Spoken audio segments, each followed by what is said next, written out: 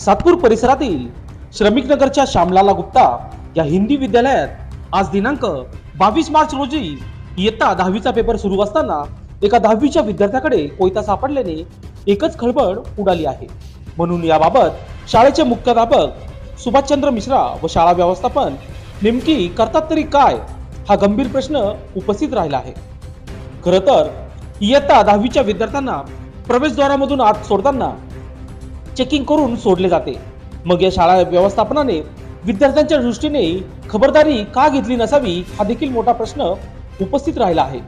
नेमकी या विद्यार्थ्यांनी काही घातपात घडवण्याच्या उद्देशाने तर हे हत्यार आणले नसेल ना, हे देखील बघणे महत्त्वाचे आहे।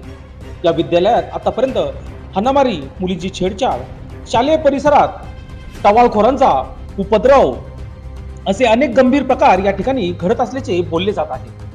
मग मुख्याध्यापक